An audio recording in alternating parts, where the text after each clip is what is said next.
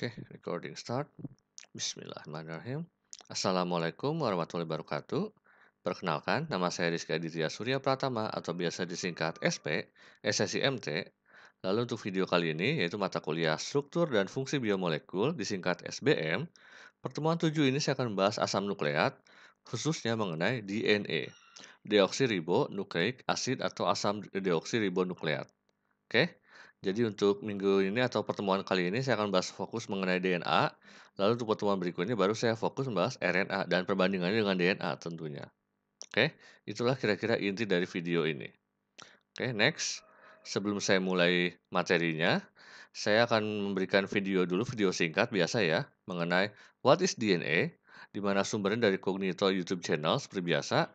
Dan ini agak panjang, jadi harap diperhatikan dengan seksama ya. Oke, mari kita tonton saja dulu.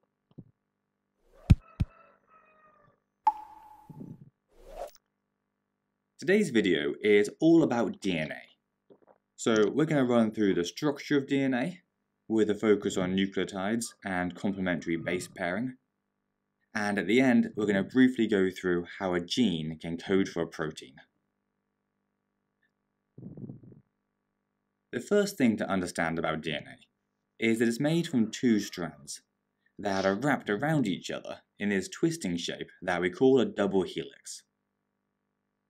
To understand the rest of the structure though, let's take just one of these strands, and then show it as a 2D diagram, as though it's been untwisted and laid out flat. So we're now looking at this section here of the original strand. Now hopefully you can see that DNA is actually a polymer, because it's made up of lots of these tiny little units called monomers. With DNA, we call each monomer a nucleotide. And if we look at the nucleotide in more detail, we can see each one is actually made up of 3 different parts. At the top, we've got a phosphate, which is connected to a sugar, and then on the side, we have a base. Importantly, every nucleotide has exactly the same phosphate and sugar. But when it comes to bases, there are 4 different types, namely A, T, C, or G, which stand for adenine, thymine, cytosine, and guanine. And this means that there are effectively 4 different nucleotides in DNA, one type for each of the 4 different bases. If you take a look at these 2 nucleotides here, we can see how they'd combine together to form a polymer. Basically, the phosphate of one nucleotide bonds to the sugar of the next nucleotide. And this process then keeps repeating for thousands of nucleotides, so that the sugars and phosphates form one long chain, which we call a sugar-phosphate backbone. And if we look back at our full DNA molecule over on the left, the sugar-phosphate backbone is this outside part. So it's effectively forming a protective outer casing around those bases in the middle. If we look back at our single long chain though, you can see that all the bases stick out to the side. And these are what hold the 2 strands in the double helix together. If we line up a second strand of DNA, facing the opposite way, you can see how the bases could pair up and hold the 2 strands together. Importantly though, only complementary bases can pair to each other. So A always has to pair with T, and C always has to pair with G. We call this concept complementary base pairing, and it allows us to figure out what the complementary sequence of a strand will be. For example, if we have a strand of DNA that reads A, G, T, G, C, T, T, A, C, then we can use this sequence to work out what the sequence of bases on the complementary strand must be. Because we know that A always pairs to T, and G always pairs to C. So we know that the first base on our complementary strand must be a T, because that's complementary to the A. Then the second base must be a C, because that's complementary to G. Then the third must be an A, then C, then G, and so on. As a last point, whenever you hear the term genetic code, it's the sequence of bases that they're talking about. And a gene is just a particular sequence of bases that codes for a particular protein.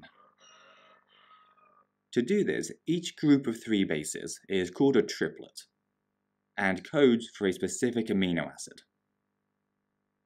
For example, AGT would code for one amino acid, while GCT might code for a different one, and TAC would code for a third.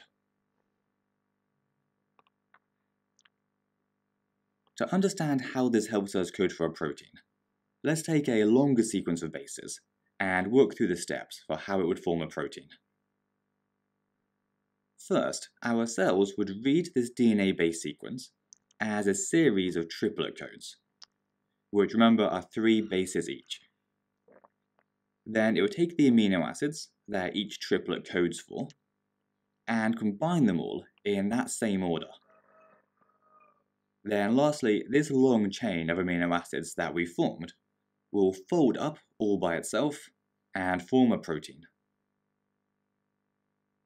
Now, the important thing about proteins is that because each type is made from a different sequence of amino acids, each type will have a unique shape, which allows it to carry out a particular function.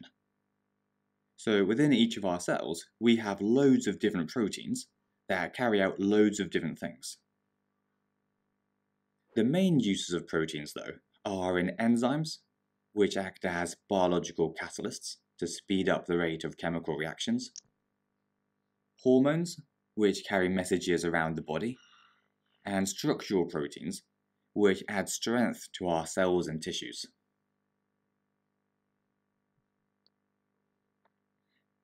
Anyways, that's everything for this video. So hope that made some sense and helped, and we'll see you again soon. Oke, cukup jelas ya, bahkan mungkin sangat detail untuk DNA ini. Barulah saya masuk ke materi. Dan untuk materi kali ini, saya akan mengambil apa adanya saja dari bahasa Inggris ya, supaya sekalian ya belajar bahasa Inggris dan untuk menghindari mistranslasi, tapi tetap saya bantu dengan terjemahkan juga untuk penjelasannya. Oke, yang pertama yang ingin saya bahas adalah lanjutan dari video tadi adalah what is DNA? Jadi apa sih DNA itu? DNA is a very large molecule usually found in the chromosomes of all cells. Jadi DNA itu adalah molekul yang sangat besar dan biasanya ditemukan di kromosom semua sel. Sangat besar di sini karena biasanya itu terdiri dari polimer-polimer yang terbentuk dari banyak monomer gitu. Dan itu biasanya sangat besar karena intinya untuk DNA ini ya, dia akan membentuk kode genetik. Jadi dia carries the genetic code or all the instruction for the structure and functioning of the cell and the whole organism. Jadi DNA ini kenapa besar? Karena dia akan membawa kode genetik, yaitu semua instruksi untuk pembentukan struktur dan juga fungsi dari suatu sel tersebut dan juga dari seluruh organismenya. Jadi anggaplah ini sel, ada nukleusnya dan ini sel ada nukleusnya. Dalam selnya tersebut ada kromosom. Nah, kromosom ini pun terbentuk dari gen yang ada DNA yang memiliki gen yang mengatur struktur dan juga fungsi dari sel tersebut. Itu kira-kira DNA itu. Next adalah DNA structure atau struktur DNA. Jadi struktur DNA itu adalah a long complex molecule in the shape of a double helix or twisted ladder.